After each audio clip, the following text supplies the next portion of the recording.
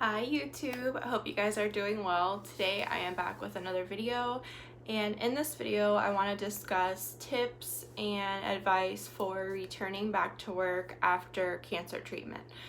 So as you guys know, recently in my video I did just quit the job that I had for 7 years, but before I quit I had gone back to work after I finished cancer treatment the first time, and I have a little bit of insight about returning, tips, tricks, and things that you can do to make it easier that I want to share with you that I wish that I knew before I went back. So first of all, I want to recommend, if possible, to return to work on a part-time schedule at first. Maybe you do 2 days a week or 3 days a week, or maybe half days. At first, I think it's really hard to have your whole life, I know your whole life is being dictated by cancer, but having your whole life dictated by work is also a transition when you haven't been doing that. So, being told you have to go sit at your desk for 8 hours, you have to listen to somebody else for 8 hours when you've just kind of been really worried about more important things like surviving and living, and going into it like part-time is a lot better. I didn't have that option at first, but my work did allow me to like leave early for like the first 2 weeks, kind of not push it too much, because you are very surprised at how tired and exhausted you feel when you return back to work. You think like, oh, I'm doing better, like I'm out of chemo for this amount of time, I'm ready. But when you actually go physically back into work, depending on what you do, I mean, even just sitting at a desk and talking and dealing with people all day, it really does wear on you. And physically, like for me, I had a lot of back pain, and I don't know, I just was more tired than I expected. So if you can go back part-time or half days, that would be my first suggestion to you. Number 2 is talk with your company honestly about what you want and how you feel, because what you were doing prior to cancer may not be what is the best for you now. So for me, I was a supervisor before I got cancer the first time, and it is a highly demanding job, and not even just like physically but emotionally, time-wise, and I knew when I returned back that that wasn't the right position for me anymore. So I was 100% honest with them on the first day that I returned. I told them that that isn't going to work for me anymore. I was driving a far distance every day to get to that office as well, and I told them basically I want a lower position and I want to be in a closer office, and I didn't know if they could accommodate that, but I put it out there and kind of said, this is what I need in order to return back, in order to be successful at work now. This is something that I need, and maybe you can work up or back to what you were at before, but being transparent and honest and not just acting like you have everything together is really important, because they can't read your mind. So if you come back and you're just like, yeah, let's get back to work, great, and you're acting like everything is the way that it used to be, if it's really not, you need to have that frank and honest conversation with management or HR and put those things on the table, because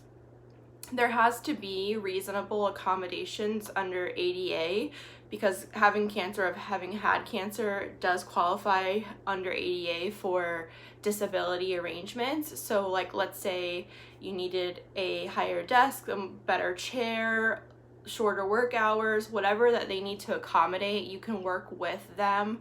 And there's actually the law that is backing you. You can work with them and your doctor in order to kind of accommodate that.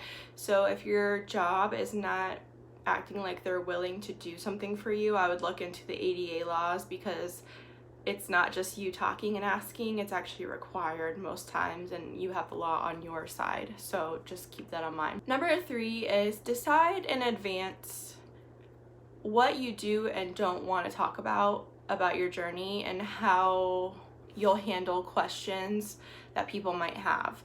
So for me, I was pretty open and honest about my journey, and some people aren't like that.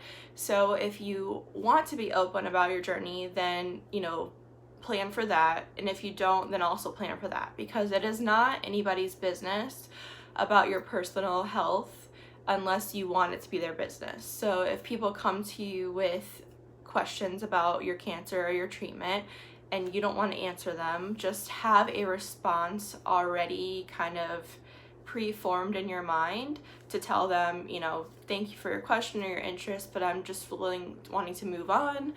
Whatever you decide, just have a plan in mind before you walk back into those doors, because it can be very overwhelming. For me, I was pretty much open, like I said, but it was overwhelming even just to see people like running up to me, looking at me like they just saw a ghost. You know, it was just a lot. It was really a lot. And I had my friend Kelly was my boss at the time. She was kind of like the one that was with me, like walking me around, and that was helpful because she could kind of buffer the people in a way, and I am grateful for her for doing that. And she was always like there to protect me and kind of shield me from other people's expectations, like, you know, upper management expecting me to do like a full load of work right away or anything like that. She was the one that was there to kind of buffer, and that's kind of how your boss should be. Even if they're not your friend, like Kelly is my friend, your boss should be the one that you can go to and be honest with. And if your boss isn't supporting you correctly, then go to somebody else or go to HR, because this is your life and you have to advocate for yourself, especially in this type of situation. So another thing to prepare for, unfortunately, is rude comments or insensitive comments from coworkers. I had a lot of these types of comments at first, not from everyone clearly, but from some certain people. And I don't think that I was kind of prepared for that, because I just figured people would know, like, I had cancer, like, be nice about it.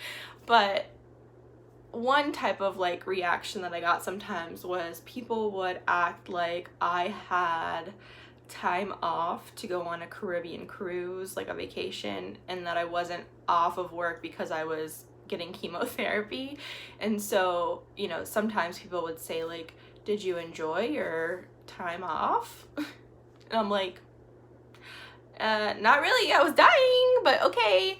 But you kind of have to, this is why I'm telling you in this video, anticipate these rude or insensitive comments and decide how you're going to handle them. So I wasn't prepared for them, so I really didn't react correctly, or like didn't tell people that it was inappropriate to talk to me like that.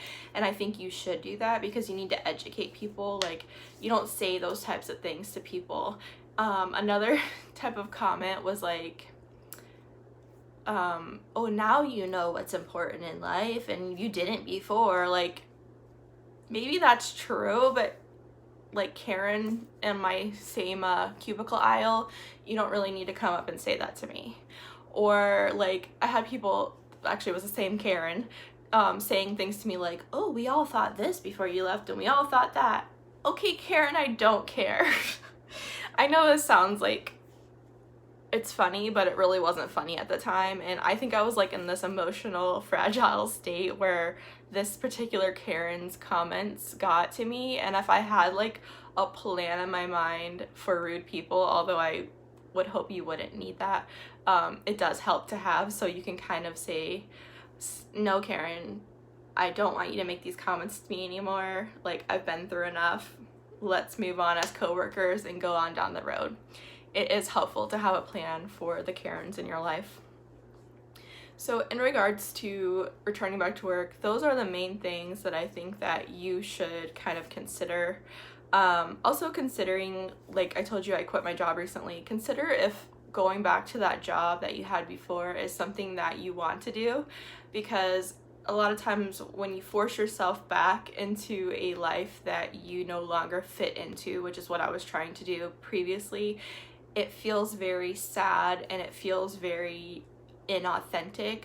So I know not everybody has the luxury to just go find another job, but if that's something that is on your heart and you've been thinking about it and you think that just doesn't fit me anymore, that is something that you can think about before you return to work and kind of see, like, should I even go back? Is there something else I want to do? When you're not working, it's a perfect time to look for other work. So just something to kind of keep in mind and kind of think about before you do try to return. And then when you return to something like that and you've been through such a traumatic experience, if you already weren't happy, then kind of like you fought for your life just to go back to the place where you weren't happy, it sometimes doesn't work out very well. So that is everything I have to share today.